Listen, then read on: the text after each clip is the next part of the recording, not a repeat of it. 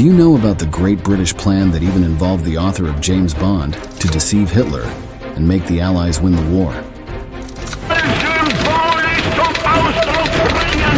At the beginning of the Second World War, many who observed the Nazi conquests thought that the Axis would win the war. With the fall of France and other countries, the Germans had control over the main parts of Europe, and with the United Kingdom alone in the war, many thought Hitler's Reich would last 1,000 years. But it didn't take long for the balance of the war to change.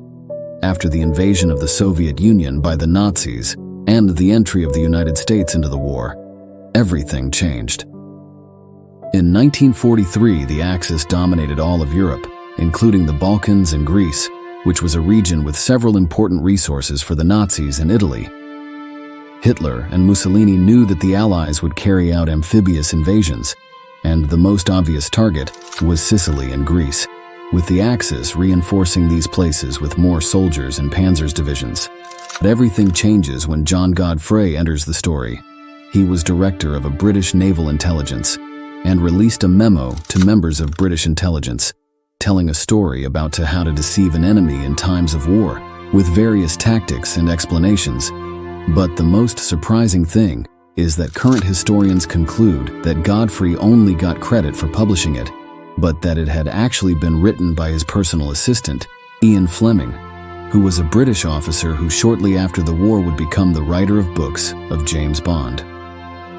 Among the deception tactics that had been written was a corpse dressed as an airman, with dispatches in his pockets could be dropped on the coast, supposedly from a parachute that has failed. Charles Cholmondeley, who was an officer member of the MI5 intelligence service, read this memo. He was committed to helping the Allies invade Sicily and had an idea to fool the Germans. He would dress up a corpse as a British officer and place several letters containing false information, including the information that the Allies were going to invade Greece and not Sicily, and then throw the body into the sea so that someone would find it and pass the information to the Germans. The Royal Navy liked the plan, and they appointed Ewan Montagu to help Charles put it into practice. But there were still many doubts. Which bodies would they use? Where and how would they leave the body to be found?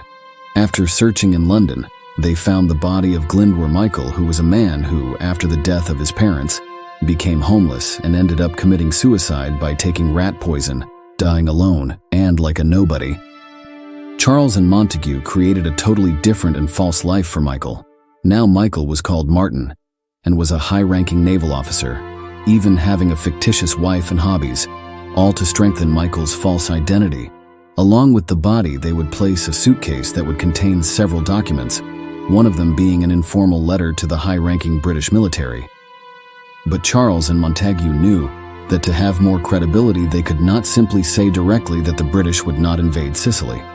So they wrote several subjects in the letter, one of them being the following sentence: "We have recent information that the Germans have been reinforcing and strengthening their defenses in Greece and Crete, and Chief of the Imperial General Staff felt that our forces for the assault were insufficient."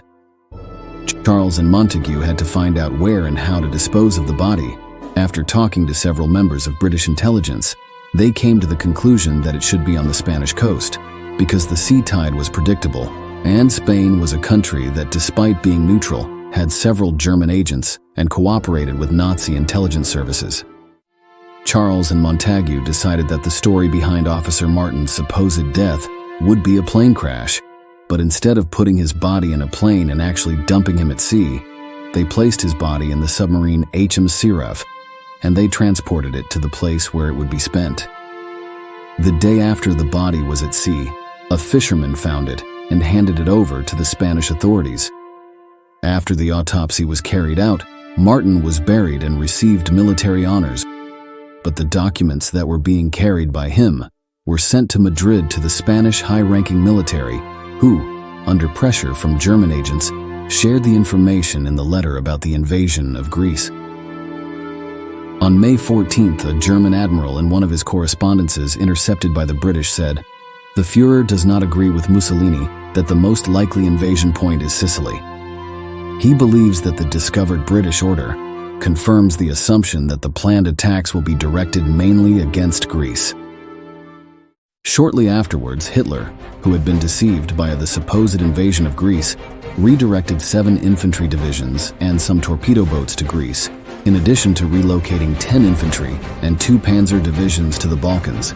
The Allied plan worked and most of the Nazi troops were no longer in Italy. Allied troops invaded Sicily and conquered most of the territory with almost no resistance from the Axis, opening a new battlefront and beginning what would be the end of Hitler's supposed 1,000-year empire.